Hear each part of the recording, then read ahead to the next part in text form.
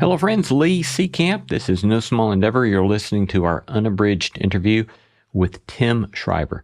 Tim is an educator, a director of films, and a best-selling author.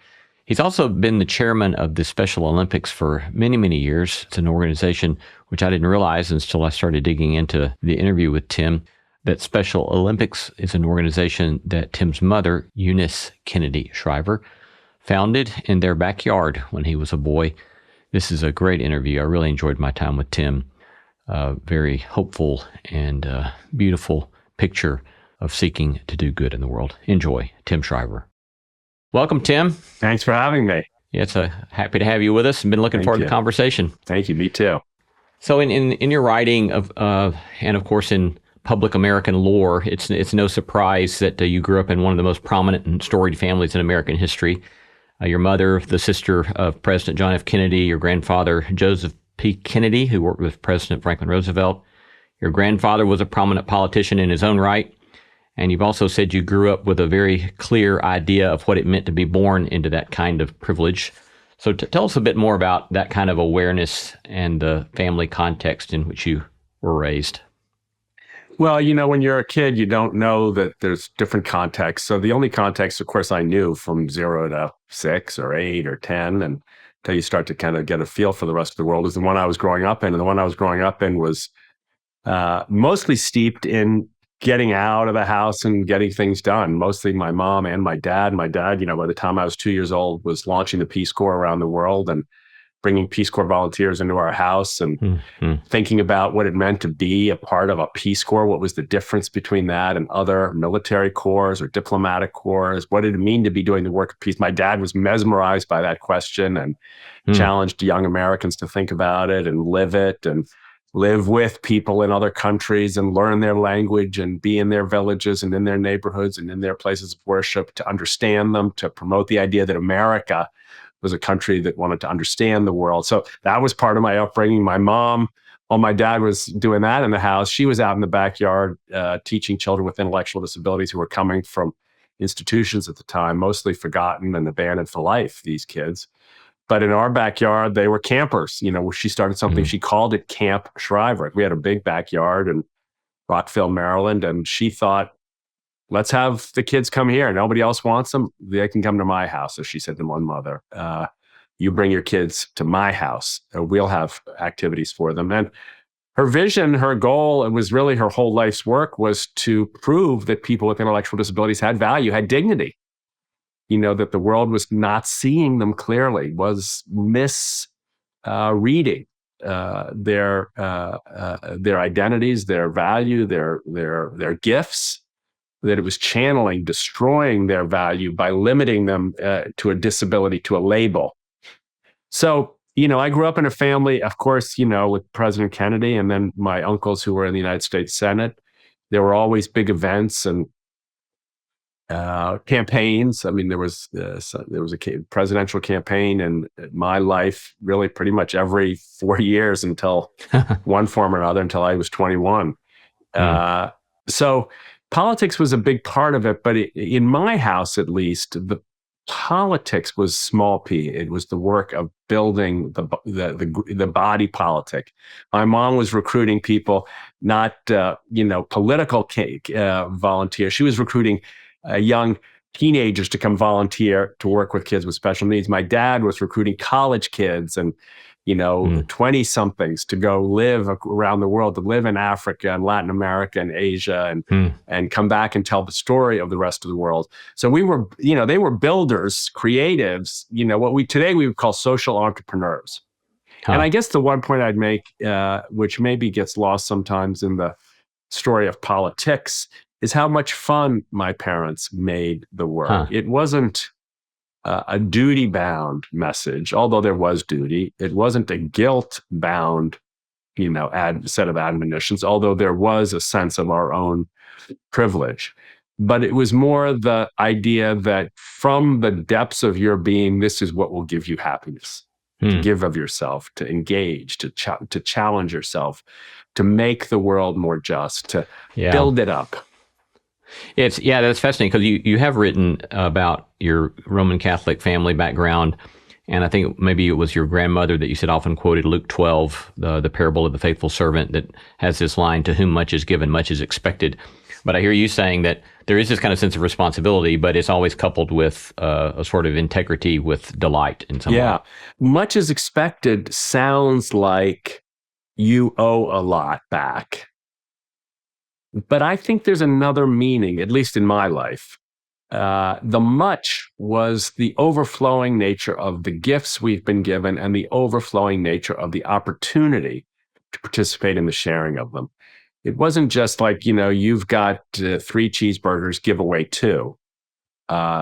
It was more like, you've got a lot, bring the world in, like we have this big backyard. My mom was like, look, it's outrageous that we have this big backyard and no one plays in it.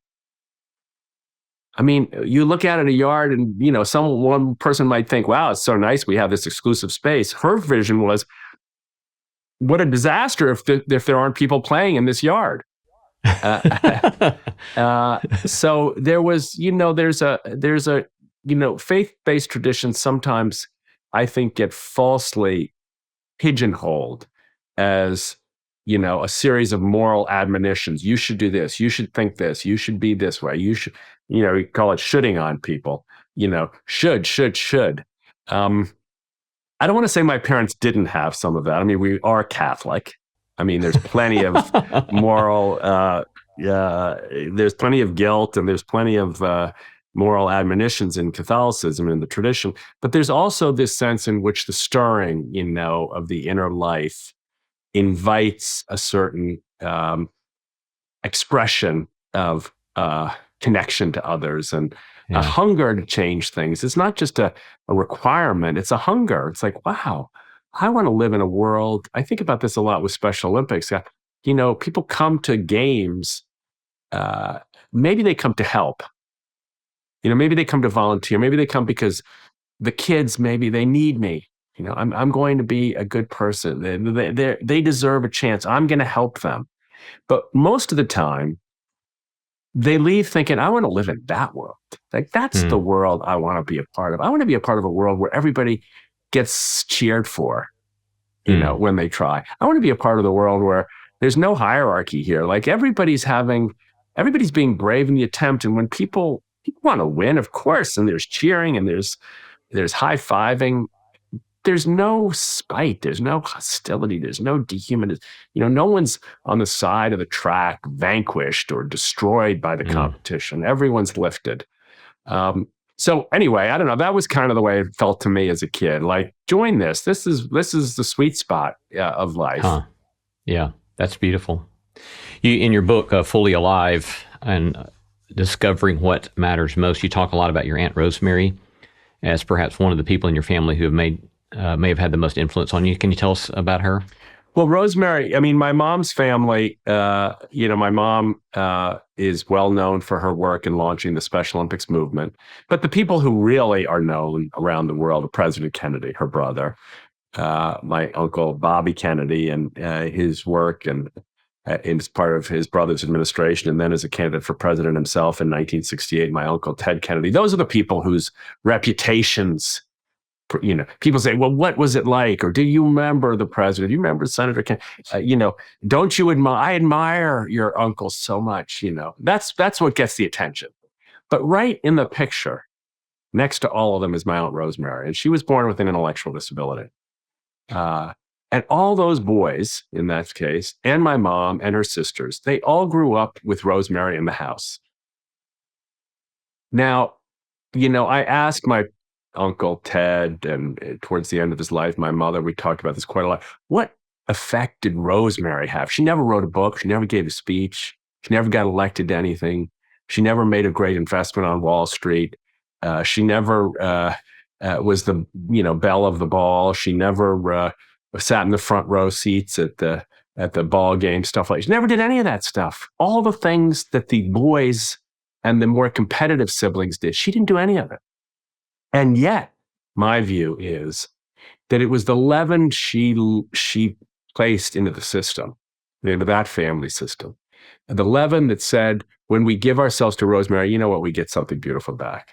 Mm. The moments in which I think all of those 8 siblings saw in her a cause that was worthy of changing the world. They knew that the world couldn't see their sister. And when you know your sister's cool and beautiful and wonderful and deserving, and no one else sees it, imagine. That's the experience of so many siblings. I know my sister, my brother has value, has made a difference in my life, has contributions. No one sees it. What's going on here? Why don't you see my sister? And I can hear the echoes of that emotion in the politics of my uncles and certainly in the work of my mom. See this, give of yourself. Remember these words. Don't ask what's going to come your way. Ask what you can give. Where did he learn that? And it's just a theory. I don't have, I'm not a historian, and I don't see my family through the eyes of history or those kinds of things. I see it personally. But I think he learned how to come to his great moment, his inaugural address, and invite Americans to give of themselves. I think he learned that from his sister Rosemary more than he learned it from any other person. My grandparents, when Rosemary was born, most people who had means would have put their child into an institution for life and forgotten about it. That's what the doctor said. Forget about her. Move on. You have other children. She'll be taken care of. And that would have been the end of ever knowing about or seeing or learning from Rosemary. But my grandparents made this, in my view, quite life-changing decision. They said, no, we're keeping our daughter at home. She's going to stay with us. There's no school for her. We'll find something. There's no doctor. We'll go looking. There's no church. We'll ask the sisters and priests in our tradition to make some accommodation. There's no transportation. There's no work. We'll find it. And they just kept, there's no research. We'll try to support it. They were determined that their daughter would somehow get a chance, and that her brothers and sisters would be part of changing the world for Rosemary. Mm-hmm. And to me, that made all the difference. Mm-hmm. Yeah, you say at one point, it would take me 20 years to come to understand that the biggest beneficiary of my attempt to make a difference for others would be me. And even more remarkably, I would learn along the way that the most powerful role models in my search would not be the mighty and the beautiful whom I had been raised to try to outdo, but instead the vulnerable and the forgotten on the edge of life whom I had been raised to help. That's a beautiful, beautiful reflection. Thank you.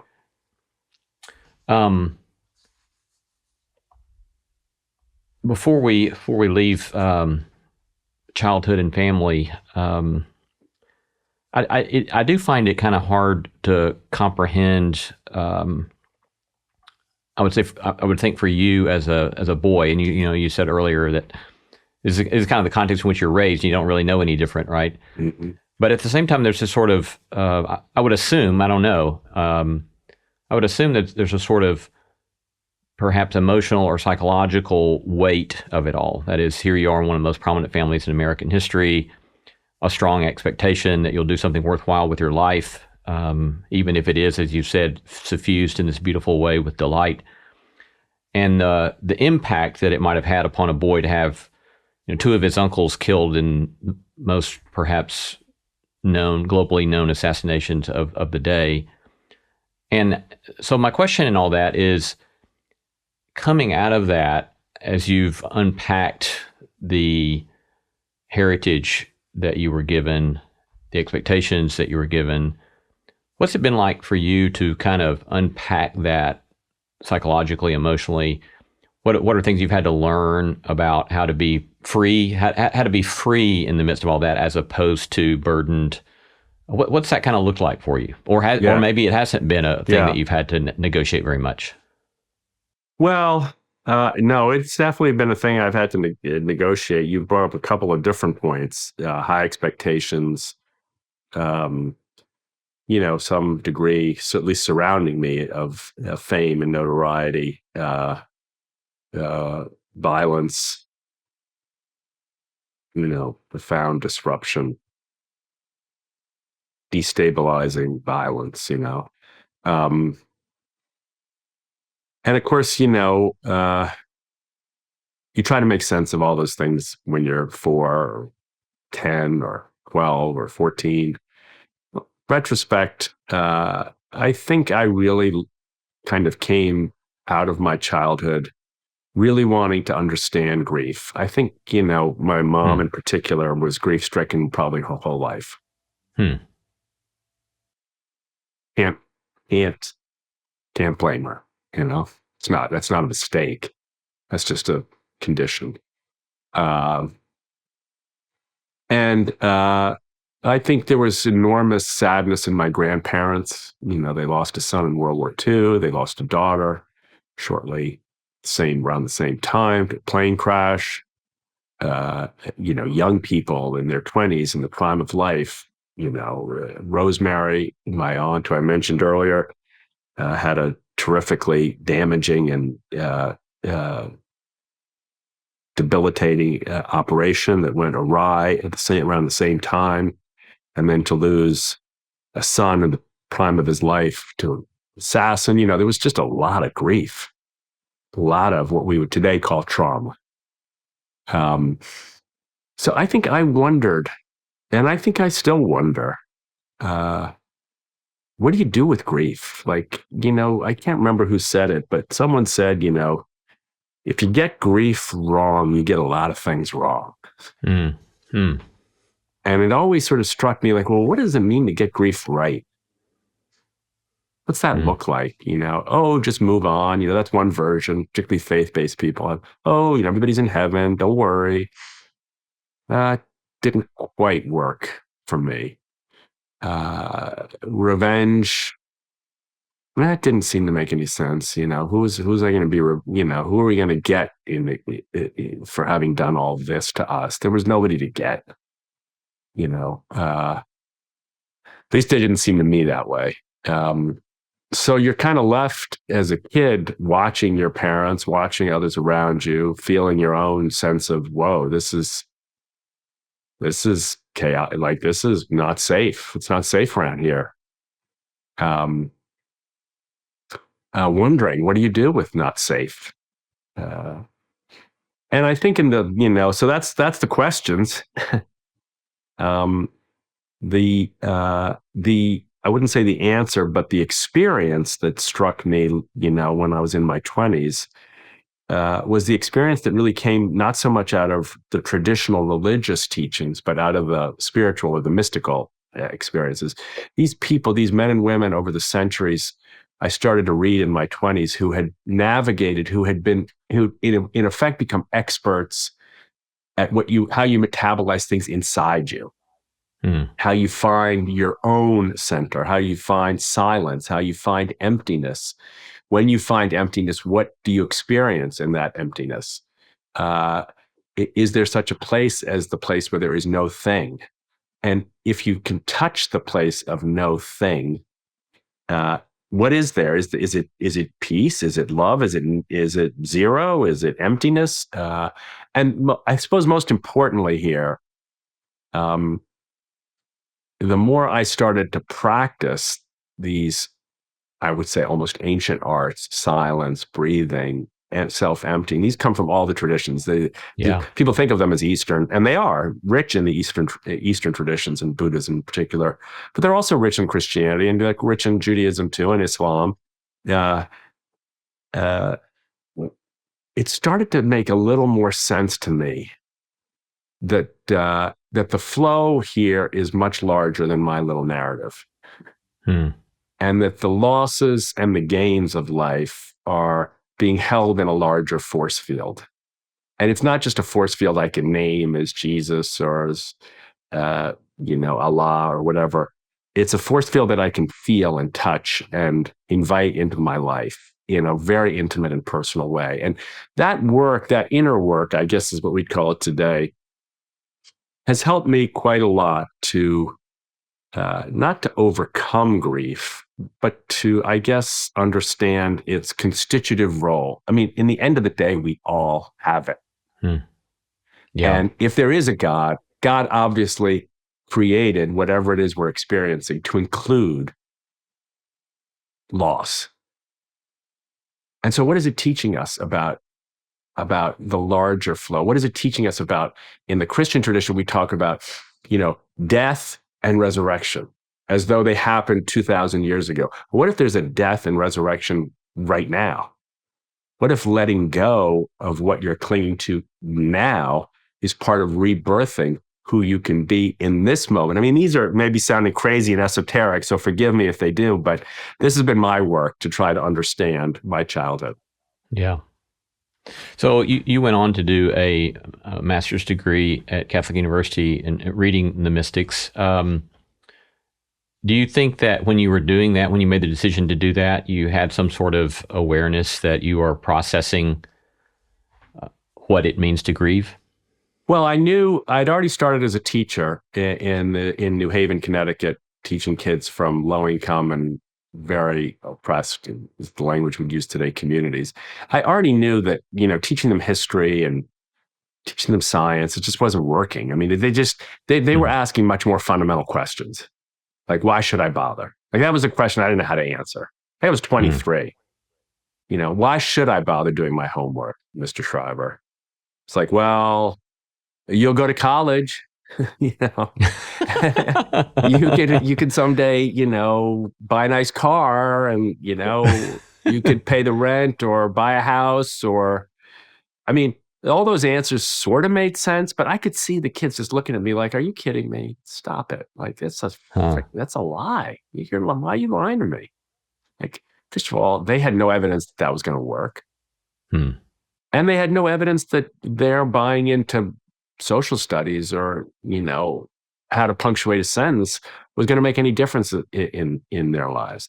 So they were asking me like big questions, and I was like realizing I was asking big questions, and I was thinking, so I studied child development for a year before I went to study the mystics, and I was fascinated by psychological the insights of psychoanalysis, the insights of medical psychopharmacology. I was studying at the Yale Child Studies Center, all this stuff. And I had this conversation with one of the things they let the young students do where I was like, I don't know, 24, 25, is I took the director of the Child Studies Center and he said, well, you don't have time. He doesn't have time to meet with you, but you can drive him to a speaking engagement. So I drove Dr. Al Solon, a genius, brilliant man, so kind, so generous with his vision, great author. We drove to an event, and I think it was in Hartford, and I drove the car, and I drove him back. And I was talking to him on the way back, and I was like, Dr. Solon, my students are looking for meaning. Like, what do I do? How do I help them? And he said, well, ask them questions that help them open up and try to create a zone of no judgment and invite them to explore more deeply their childhood. I said, yeah, no, I think that's great. That's great. But they want real meaning. Like, how would you define meaning, Dr. Solnit? And he said to me, well, there's no meaning in psychology. There's the meaning of your experience. Like, what did the experience mean to you? But there's no larger meaning.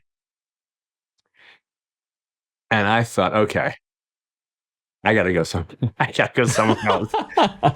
I got to go somewhere else because that's not enough for me. I'm going to find someone who does have some insights into ultimate meaning. And that's what led me to the mystics. It's funny, because people wouldn't think of Carl Jung or Sigmund Freud or Carl Rogers or Abraham Maslow or people I was studying at the time, Maria Montessori in the education space, or I was studying all these folks in the mental health space.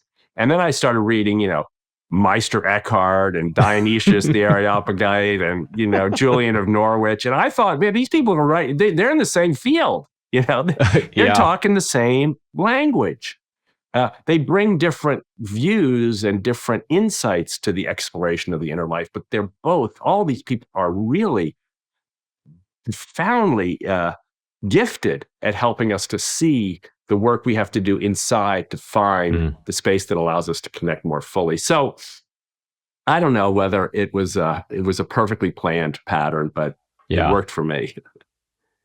In just maybe 2 to 3 sentences, if you had to summarize, if you come out of that conversation of being told there is no meaning as such, and you say, well, I need more than that, and so you go read the Mystics for a couple of years, what kind of answer to the question that you had posed to the professor there at Yale did you get from your reading the Mystics? Well, it's good. I'm glad you say 2 or 3 sentences. Here's the one sentence answer. Within each of us is a shrine of ultimate holiness. Bernard Lonergan calls it the spark in our clod, our native orientation toward the divine. He writes about this as a thinker about cognitional theory, meaning that our desire to know is in fact evidence of our hunger for ultimate knowledge. That we seek not just what is practically workable, but what is true. And that our desire to do good is not just a proximate quest, it's our desire to actually find the good. So his point would be within you. I mean, even when you look around the room and say, I don't like the colors in here, there's something in that thought that is an arc towards the ultimate. What is real beauty? I want real beauty in this. I don't just want this. I want something beautiful here, right? I just don't want to know the answer to Tim's question. I want to know the answer to the question. And people listening to this may go, oh, that worked for him. It doesn't work for me. I get it. Search. That's the spark. That's the source of meaning, ultimate meaning. It's not an answer, but it is a question that everyone can touch. If they just ask themselves, how am I feeling, thinking? What is my hunger for? What do I seek? That wasn't 3 sentences, sorry, but it was. Yeah, no, that's really lovely. I mean, it reminds me of an experience I had at the end of my first year of being a college professor, and I went to an older colleague, and I was talking about how just this kind of sense of self-questioning and self-doubt, and wondering if I'd really taught my students anything. And my colleague, who has become a dear friend, he said something like, it may be, Lee, that if you can give your students better questions to take with them the rest of their lives, that may be one of the most important things you could do. And so I hear you similarly in a parallel but different track saying, pay attention to the questions that we're asking, and there may be in that very act of question asking and asking good questions a profound way to think about, one way to think about the meaning of our lives. Yeah, that's lovely. I think so, and I think that the one point that the spiritual teachers would make is explore your own questions. Like, don't just look for what's the meaning of the environment, or all the important things we do with it. What's the meaning of education, or what's the meaning of being a parent? Really important questions. Those tend to have their data outside of us.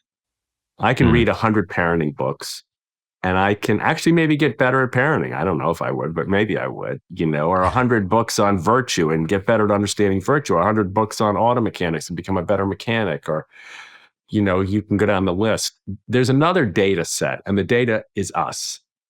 It's our own consciousness and how we are experiencing, how we are understanding, how we are making judgments, how we are deciding to act. That data is equally powerful. In fact, in some ways more powerful to explore and to ask questions of. And I think that's where, in some ways, like we hear a lot, maybe you hear it a lot as you teach, from young people who, they don't want religion. They want spirituality sometimes. They're spiritual but not religious. That's a growing group. But what I think they're really saying is they want to explore the terrain of the inner life, not just the writings of the external, much more conceptual world of religion, which I think is great. I think it's great. It doesn't mean you have to throw out religion. It just means that within religion, they don't find food for the inner life. And if they don't find it there, then I think religious institutions have to own their responsibility for figuring out how to give it. So also in your early career as an educator, you began, you're instrumental in creating the Collaborative for Academic, Social, and Emotional Learning, which has become a significant trend in American education. So could you kind of give us a quick snapshot on Yeah. what social and emotional learning it's just is? exactly what we just said. I mean, look, I was talking to kids and they were asking questions about themselves, about people around them, about meaning, about purpose, about belonging. Do I fit anywhere? Am I important to anybody? Does any of it really matter? So, if you're asking those questions and people are telling you to do your homework, you don't do such a good job because you're like, I don't really care about my homework. I want to. So we a group of us decided that there was a whole field of education, which was how to pull out the emotional and the social connection that kids are starving for in order to make them more motivated learners of academics. Hmm. So we want kids to learn the periodic table, or we want kids to learn how to analyze a poem, or we want kids to learn the dates of the Civil War. But in this day and age, to enable them to do that, they've got to feel safe and they've got to feel wanted and they've got to feel that they matter. Full stop. That's just basic child development science. So we said, well, who's teaching that? And the answer was, well, good teachers teach it, like you just get it when you get it. And we said, that's not good enough. There's a lot of us who aren't such great teachers. We need a field. We need skills to teach these kinds of things. So we called the field originally social development. How can we help kids develop socially? Then there was a big group of people who were interested in emotional intelligence and emotional development. So we came together and we said, well, let's call it social and emotional learning. And let's actually start to look at how schools can methodically do that better.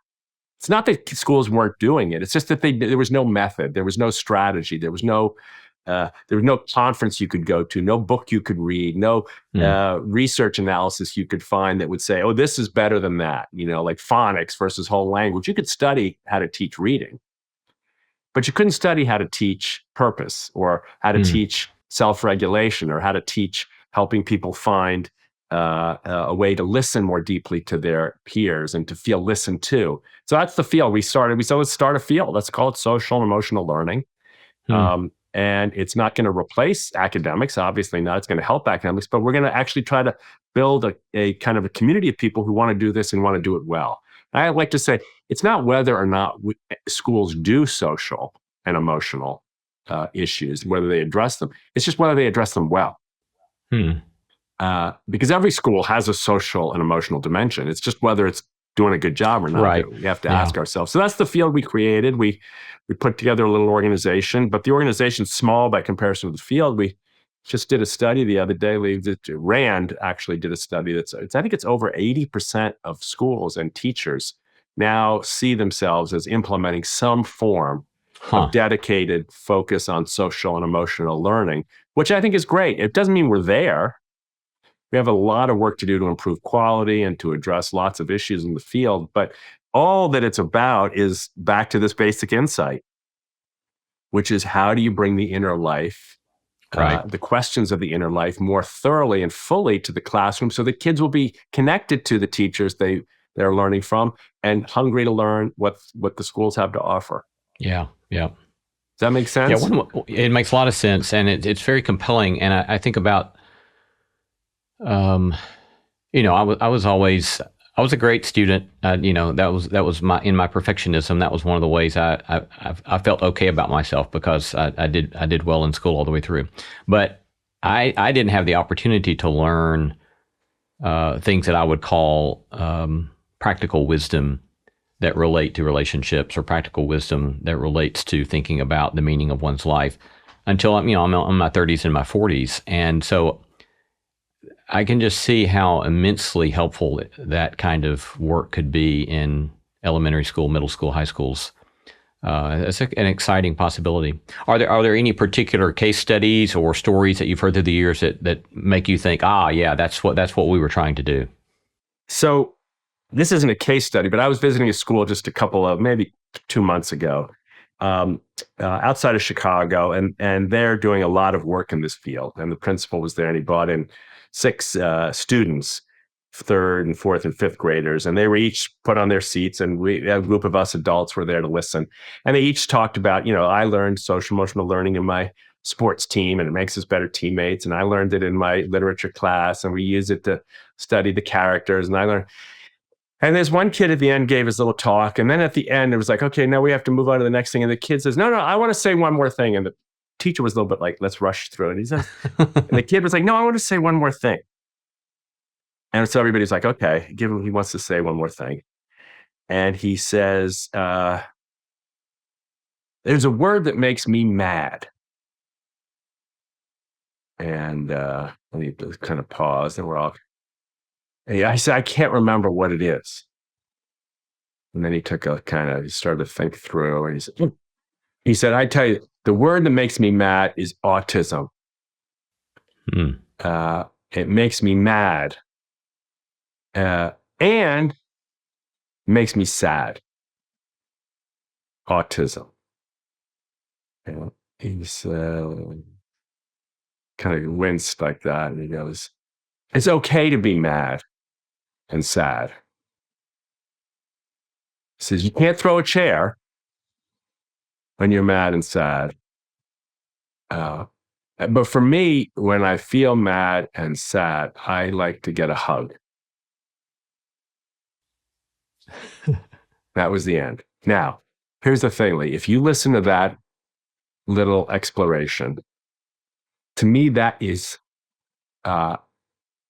Nobel Prize level social and emotional intelligence. Indeed. There's something that bothers me. I don't know what it is. It's everybody's experience. But he then takes the time to explore. He digs a little bit. And then he locates the spot. He names it, the word. And then he points out that it has multiple levels of emotional valence. Yeah. It's not just one feeling. There's two. Right. And then he names his options about what to do to meet the need he feels when he's mad and sad. And he knows that part of him wants to throw a chair, and another part of him wants a hug. Completely different reactions, right? And completely different range of options. And he's decided at the age of 12 how to pick which choice to make when those complex feelings are triggered by this condition or by this word. Now, that's just one kid.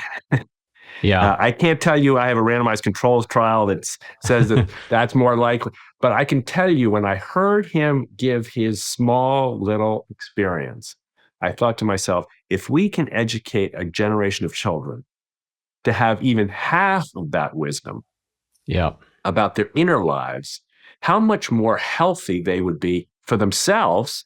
You know, he's just a better student because he can do this. Right. But listen to those kids around him watching.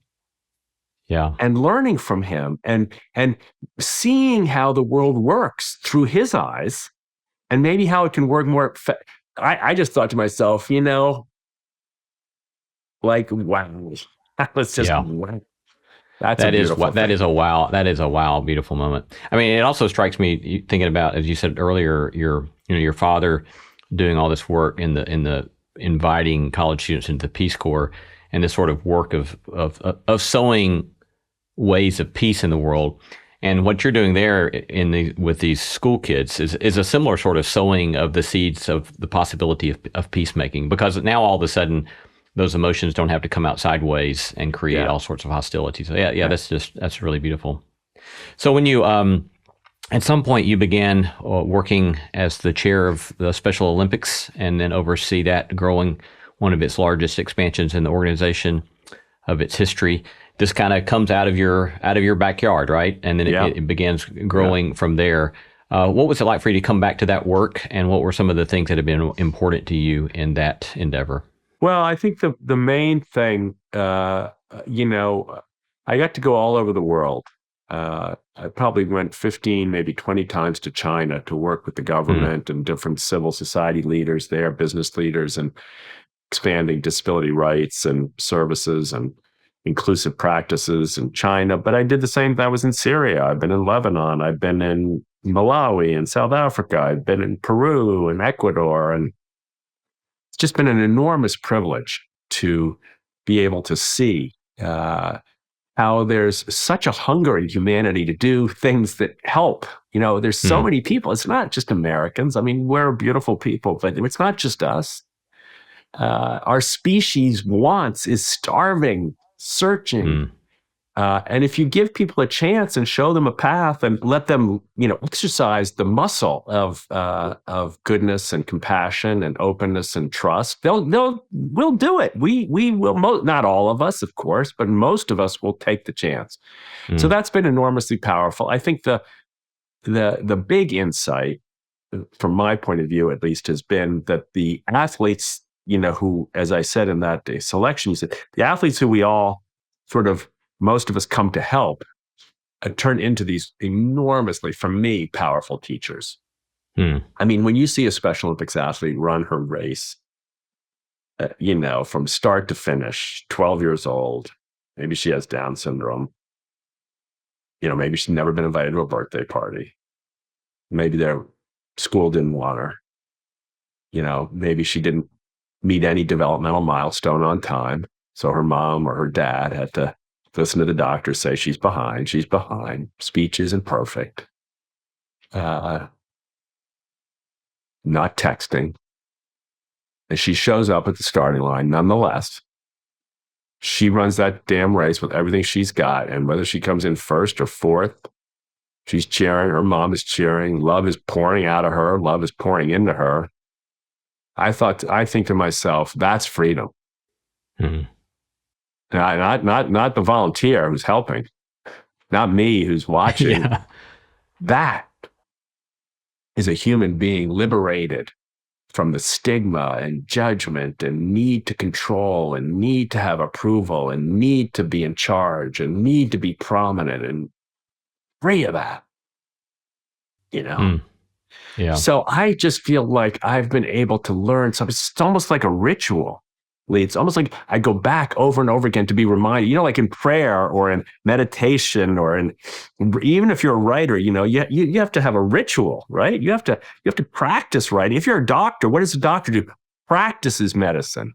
So I feel like you have to practice freedom. And my practice is reconnecting to the athletes of Special Olympics and trying to listen below the level of the noise, below the level of the words that might not fit perfectly together, below the level of the different way of pronouncing things, or maybe not speaking at all. Listen still, you can still listen. And oftentimes I find in the presence of these athletes, the invitation to live life much more hopefully, much more freely. I think that's, the reason I'm so excited about the Special Olympics movement today is because I think that's the lesson so many kids are hungry for. Like, how do I live free of all this noise, all this contempt, all this hostility? Yeah, you at one point quote a mother of a Special Olympics athlete who said, "I wouldn't change my son for the world, but I would change the world for my son," which I think is pointing to that dynamic you're describing. Yeah. I think everybody would like to change the world in order to make it safer for each of us. And I think Special Olympics athletes are like that. If you want to know how to change it, watch them. I mean, you could say watch your politicians, or you could say watch, scholars. You could say watch organizers or writers. But I say, don't knock on my door. Go down to your local, this Saturday, I don't care when you're listening to this Saturday, there's a Special Olympics event probably within 20 miles of where you're living. There's a track meet, there's a fall games, there's a soccer tournament, there's a bowling championship. Just go down and watch for 20 minutes. If you want to know what the world could look like, watch them. You mentioned some deeply troubling health statistics. For example, during the pandemic, people with intellectual disabilities were 6 times more likely to die of COVID-19 than their non-disabled peers, or they also die on average 20 years sooner than their counterparts for preventable reasons. Unpack some of that for us. I was completely unaware of that. Describe some of that for us. Well, I think here's the raw and sordid and painful truth. Most of us don't think people with intellectual disabilities matter as much as other people. So when the line got formed for people to get COVID vaccines when they came out, our athletes were not at the front of the line. Our community wasn't prioritized, even though their vulnerabilities were enormously higher. When it comes time for dental health or getting eyeglasses or having other kinds of preventative, our community's not prioritized. Insurance doesn't prioritize them. Medical training doesn't prioritize them. Government insurance and reimbursement schemes don't prioritize them. So there's this deep, almost systemic, you might say. I don't like to use that language too often, but there's this deep sense in which this population just doesn't matter as much. And the outcome of that is loss of life. That's it. That's simple, straightforward. People die younger. They die preventably. Their disabling conditions are made worse, even when they could be made better, because of those forms of neglect. So this is, we hear a lot, and we should hear a lot about other communities who are unfairly treated by healthcare, education, or employment. This is just one of those communities that typically isn't on the agenda. And so part of the Special Olympics movement's challenge has been to take the goodwill people have towards our movement and invite people to take that goodwill and make real systemic changes in whatever it is, public policy. If you're a business and you hire 15 or 20 people, maybe you might consider hiring one person with an intellectual challenge. It'll make your business better. If you're a school, consider making sure that kids with special needs are welcomed in your school. It'll make your school better. If you're a doctor, care for people with intellectual disabilities. Might not make you richer, but it'll make you a better doctor. So, that's part of our message to the world now as that movement works in health and in education and in some of these areas to invite us to see this community of human beings more fully, and by seeing them more fully, include them more justly. Another endeavor that you've worked with is the nonprofit Unite that's pioneered the Dignity Index, which is a fascinating initiative. Describe that one for us. Well, look, the main insight of the Special Olympics movement is that when you treat people with dignity, you get the best out of people on all sides. There's no Republicans and Democrats at the finish line serving water at Special Olympics events. There's no rich or poor. There's no CEOs versus frontline workers. If you're serving water at a Special Olympics track meet, you're serving water because you're blessed. You're blessed. And it, by the way. It. I never met a person who didn't. So the volunteers get treated with dignity. They treat the athletes with dignity. And, beautiful things happen. So, a few years ago, I was looking around the country. People were saying, oh, no, this country sucks and they suck and they're terrible and they're the problem and we ought to get rid of them. And I was like, wait a minute. Hold on. That's not the country I see. That's not. So, when I stepped down from the day-to-day job at Special Olympics, I love the movement, but I wanted to sort of, how could I teach or how can I get people to see what we see at those events in our public life? Like, in the way in which, like, we led a campaign at Special Olympics to ask people to stop using the word retard to make fun of other people. And for the most part, it worked. Most people don't use that language anymore because it's humiliating. I mean, of course, you can use it if you want. I have no policing authority, but I can just say it's humiliating for people. Try a different word. But that message that we can change our language actually changed people's hearts. So the Dignity Index, here's what it comes down to. We're treating people with contempt. We don't have a difference of opinion problem in our country, just like we don't have a difference of opinion or a difference of skill problem at Special Olympics. What we overcome at Special Olympics is contempt, is dehumanization, because we meet and we listen and we try to understand the gift of the other at the special. So I said, well, let's do that in culture. And people say, well, you can't do that, and anyway, nobody would get rewarded if they did. So that's why we built a scoring tool. So we could actually tell you, we could score you, not as a person, but when you speak. If I say, you're on the other side of this political issue, I'm better than you you know you're wrong, you're a jerk, I can score that.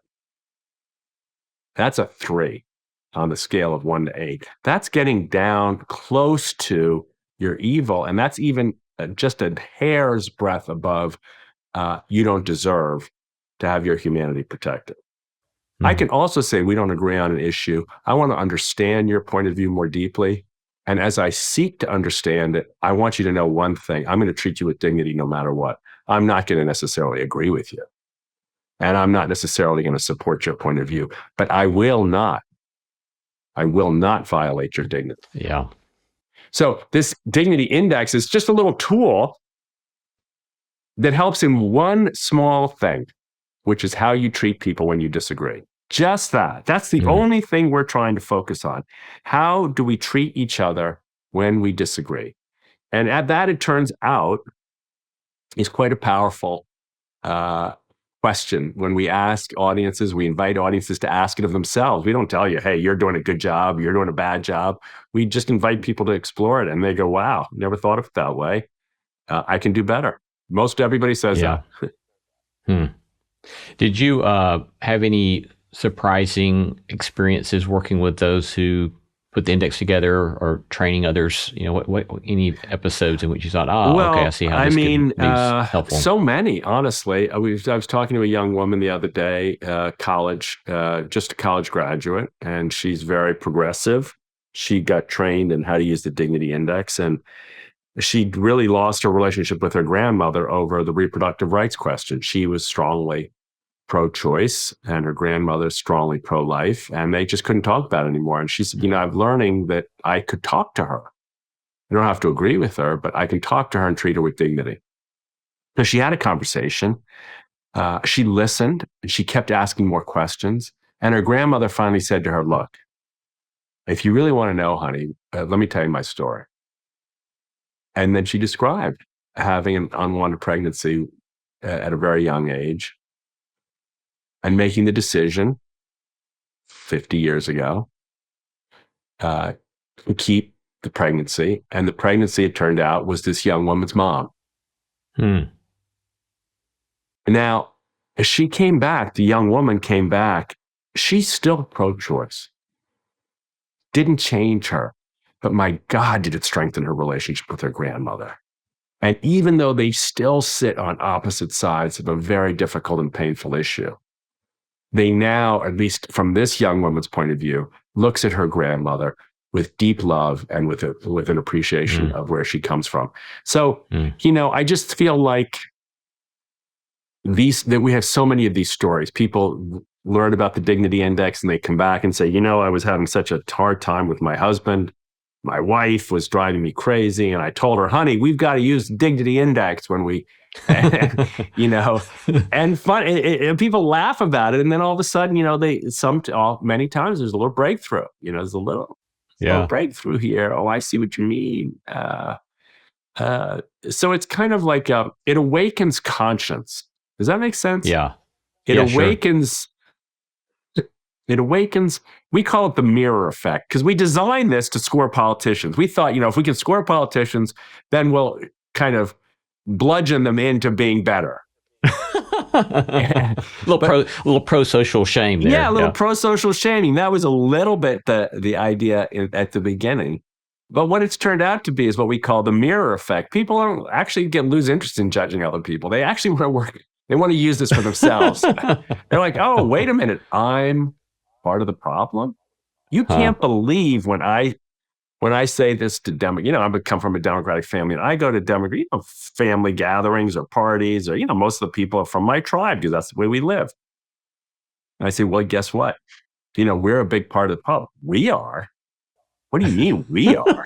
They are the problem.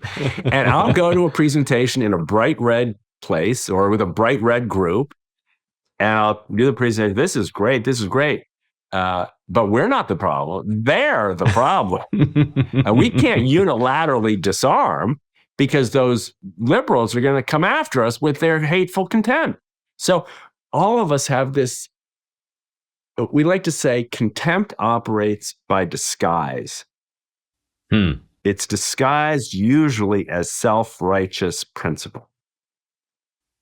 Huh. But once you see it, it's like, oh, I see what you mean. I'm not just advancing my principle. I'm dehumanizing the person I disagree with. Ooh, Huh. yikes. I see what you mean. And then the people are like, wait a minute, but they're so horrible. But wait a minute, it's true. But wait a minute, they've done horrible. But then we're all of a sudden, all of us are kind of launched into a new state, which is to sort of explore how we could do better. And that's, to me, a pretty exciting development. Yeah.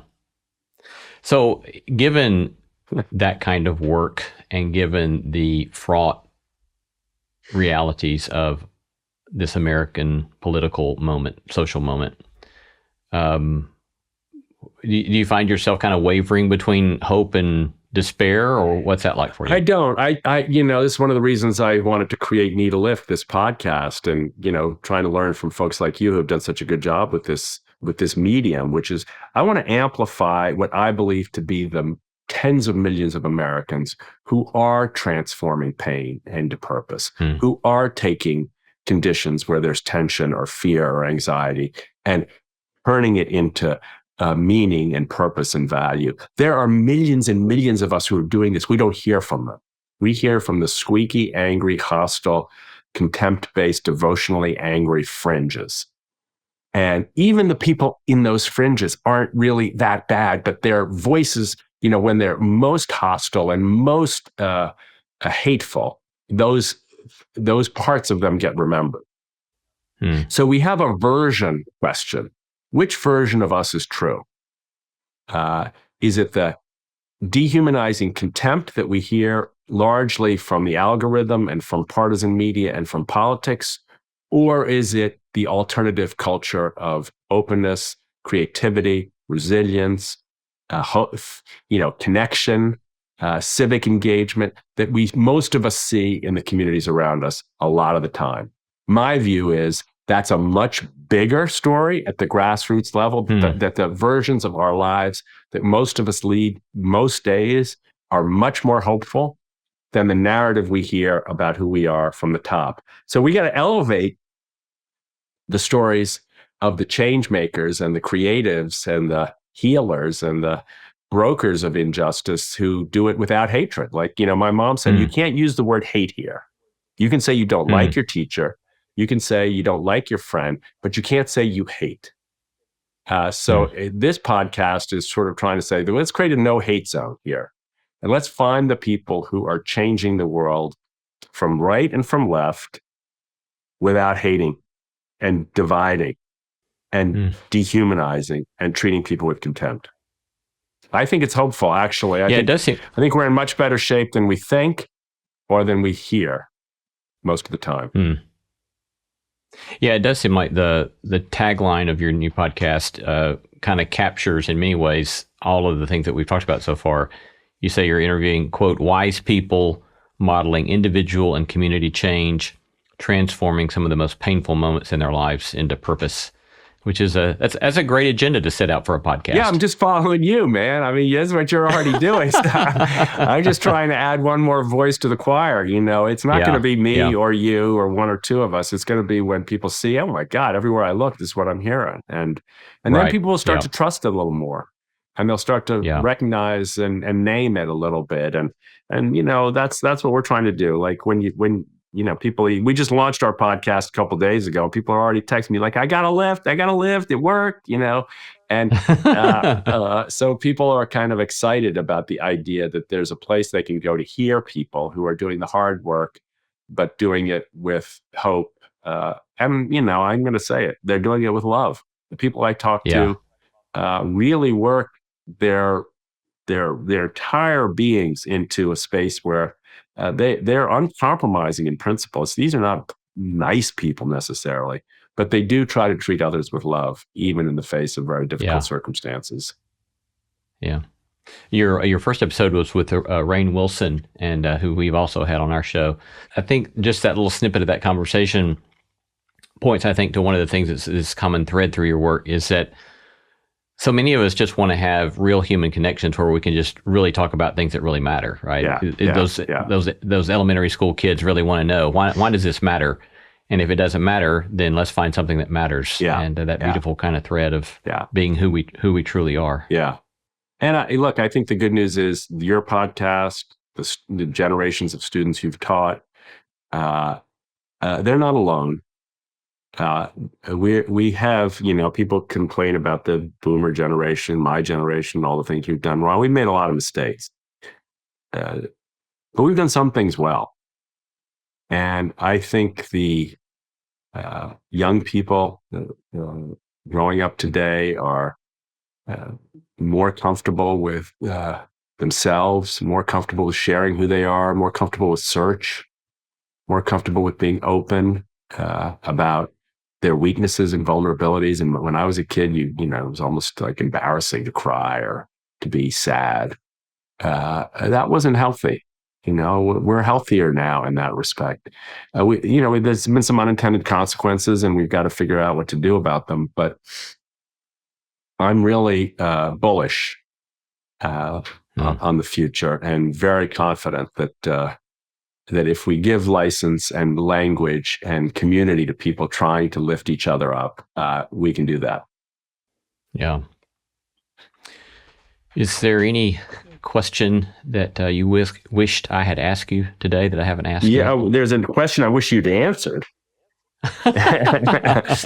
Which is, what's the answer? No, I want to go back, if I can, just to the question you asked me, because you've explored this for your whole career. What do you think? What's the evidence that all this matters?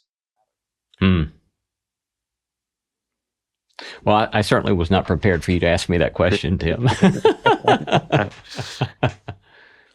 Well, I think that I'm flashing to a conversation I had with a Buddhist who's a psychiatrist researcher who's done a lot of research on awe and the way they can now identify awe as a particularly, they can actually see it in functional MRIs in the brain, that it's a distinguishable emotion from other emotions, awe.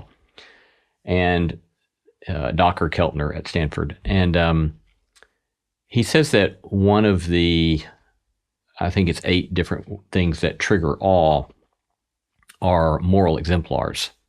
And that this is one of the most significant ways in which we humans experience being moved to something larger than ourselves, some sort of reality that moves us in some sort of way to realize there is something greater than us that is worth giving serious attention to. And I think that for me, it is the story of great moral exemplars that has continued to pull me towards not ever being able to walk away from these sets of questions, right? It's the Dorothy days, even though, I've never even gotten close to living a kind of life that is exemplary like Dorothy Day's was, right? It's the Anabaptists in the 16th century who were willing to be persecuted and killed and burned at the stake because of the way they bore witness to nonviolence or not taking oaths and so forth. On and on and on, right? It's the Reverend Kings and the way in which he did the work that he did in our country. And so there's something, I think that for me is a sort of tangible evidence. And going back to what you said, if I pay attention to the data in myself, that's part of the evidence, right? Because I feel this sort of awe in light of these incredible human beings and think, I want to somehow live a life that has that kind of freedom. I want to somehow live a life that has that sort of integrity, and which keeps me from, even in the frustrations and the anger and the questions I've had intellectually, emotionally about my own traditions, keeps me from walking away. What a beautiful answer. What about you? In the presence of people who seem to transcend all the boundaries, all the expectations, all the fears, it inspires in you some element of awe that won't leave you, right? It just won't let you go. Yeah. And right. Look, I I'm so moved I'm a little bit kind of like a pile of tears half the time inside about how beautiful I think humanity can be. I was at a prayer service yesterday, and the guy got up and said, my friend just lost his 2-year-old child. He said, I don't understand it. My mom is 98. Why does she get to live? And that little baby didn't. And he said, there is no explanation. Life just is. But listening to him and then talking to his friend, and his friend seeing a shard of light break through the clouds and feeling like it was his child telling him, I'm okay. It just puts me on my knees. And that was just yesterday. In the face of so many ways to hear and feel that enormous, unspeakable grief, to see somehow that in the larger flow of things, my child is okay. And I can be too. And I can live even in the grief for that ray of light in my life. It doesn't take much to blow me away. And I feel very lucky that through some grace or some good fortune, I've been exposed to some of the moments like this almost every day of my life. And so I don't keep doing this work trying to help the country or, heal our politics because of some abstraction. I do it because just feels true. It feels like that's the truth. The truth is, even in darkness, there is a ray of light, and follow the light. Don't ignore the darkness, but follow the light. It's just, that's the way the world is. If the world has light in it.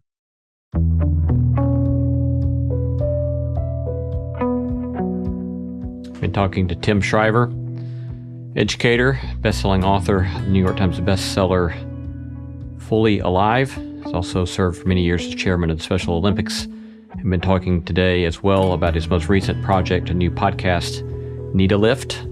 Tim, it's been a beautiful conversation. Really enjoyed it. Thank you so much for the conversation and also for your good work in the world. Thank you. Thank you for having me and for your good work.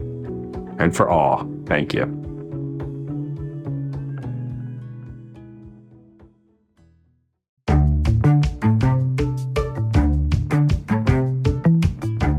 All right, thanks to all the stellar team that makes this show possible. Christy Bragg, Jacob Lewis, Sophie Byard, Tom Anderson, Kate Hayes, Mary Evelyn Brown, Carriette Harmon, Jason Cheesley, Audrey Griffith, and Tim Lauer.